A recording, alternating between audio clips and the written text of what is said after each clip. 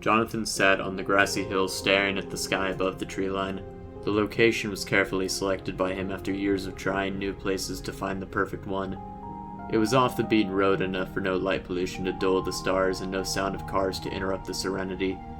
All he could hear was the sound of the light wind blowing through the trees like a soothing whisper. Quieter was the sound of insects and frogs all coinciding to create a melody no human could replicate. Above him was the sheet of gorgeous stars, trillions of little specks that perfected the beauty of the landscape in an awe-inspiring portrait of explosions happening in deep space. One evening in grade school, his father drove him to the desert without telling him why.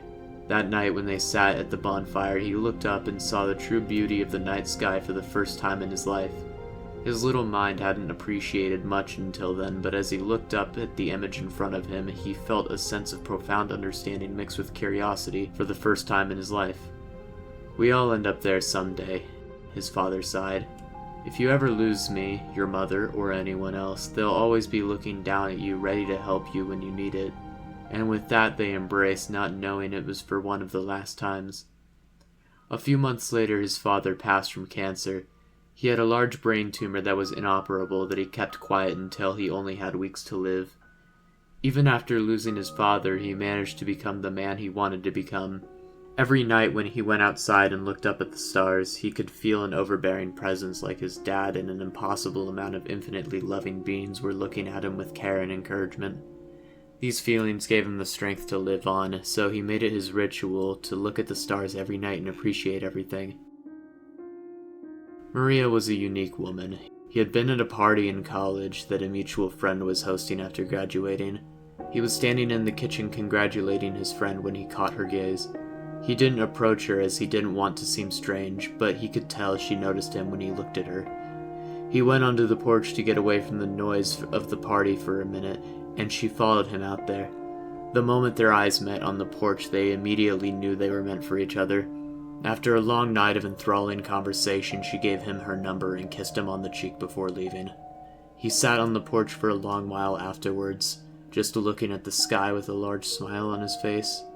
It felt like the beings smiled back at him, and a new warmth seemed to be kindled inside of him.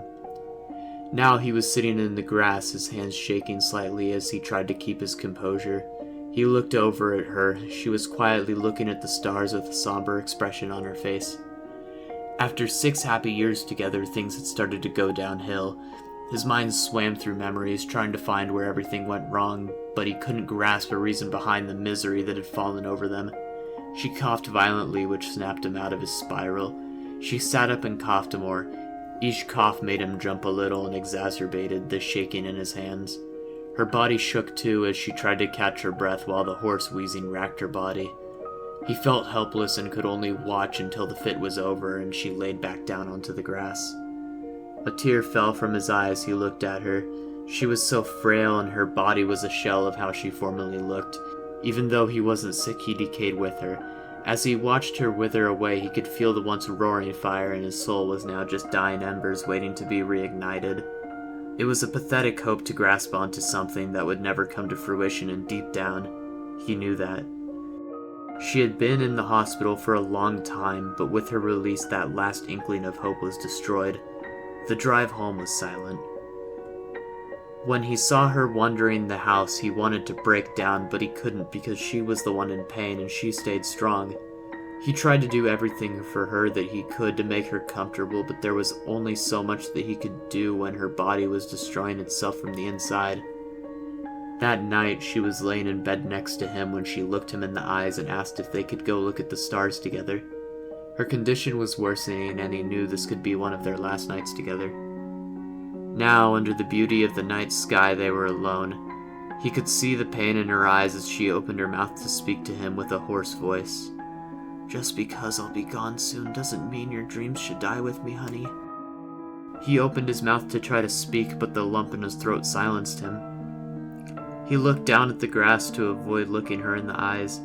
His gaze slowly lifted to the sky, looking for some guidance or help, anything to save his soul from this bitter pain. He still felt the warmth, but it wasn't enough to mask or even help with the overwhelming sadness that filled him. Years of love and joy were being smothered by this awful disease, and he was helpless to stop it. He couldn't bear to watch her in pain as her body failed her. He finally looked towards her to face the woman he loved. She was looking back at him, her eyes were filled with tears. They had once been a beautiful brown that would reflect off the sunlight and look like a pool of life-filled caramel. Now they looked hollow, and that spark of life was nearly gone. As a tear rolled down her cheek, he could also feel one roll down his. At this moment, it was only them together in this cruel world. He leaned in and put his arms over her shoulders, pulling her into a deep hug. Her sobs were broken intermittently by ragged coughing. Every cough made him shake with her. "I'm scared," she whispered into his chest. "I'm not scared of dying, but I'm scared of being alone. I'm sorry I'm leaving you alone. I love you. I'm in so much pain, but I can see you're in pain too. You've always made me happy, so please." She was interrupted by a violent fit of coughs into her hand. When she pulled her hand away, there were small dots of blood covering it. She looked up into his eyes and whispered, "Please just tell me you'll move on and cherish the days we had together. You always made me happy. Please just let yourself be happy." He pulled away from her. His hands grazed her neck, but they lingered for a moment too long. It was just a momentary lapse of judgment, a small bit of hesitation, but the sadness and betrayal in her eyes smothered the last bit of warmth he had in his heart. The once glorious bonfire of passion was reduced to ashes, and everything seemed to grow dark around him. Her voice shook as she spoke. "I will never get to say I love you as much as I want to, but no matter what happens, I will always love you." She gasped as his hands closed around her throat. The sickness had made her weak and frail, so she couldn't do anything against him. With one hand she instinctively grabbed at her neck, and with the other she rubbed against his cheek with care. His heart screamed at him to stop, but his mind just wanted the pain to end for both of them. Tears streamed down his face, and he let out an animalistic cry as his grip strengthened and the little bit of life she had left faded from her eyes. Her head fell back onto the grass, her body now resting lifelessly under the stars. He fell down on top of her, screaming in unimaginable sorrow. Everything in his life had been taken away from him, and he was too selfish to let her enjoy her final days with him. He had just wanted the pain to end for both of them, but it only ended for her.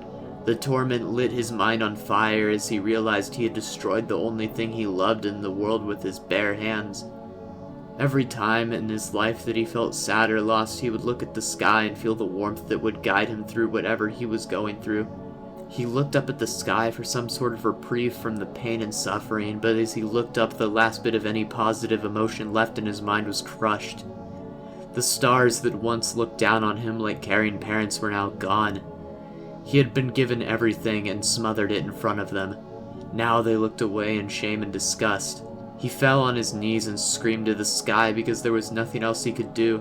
He tried to think about happier memories from a time when the world seemed brighter, but even they seemed dark now. His actions tarnished every memory, leaving him to bask in the pain that he caused himself. The loneliness was so overwhelming it felt as though he had been alone forever and would always be alone. Nothing he could do would redeem him from this monstrous act. He laid down in the grass next to her and felt her body was already getting cold. He couldn't see in the darkness, but he knew that the sun would never rise to shine its warm light on his face again. He didn't deserve to feel the warmth of the sun after what he did. She had apologized to him for something out of her control. Now, it was time for him to find her and apologize for the mess he created.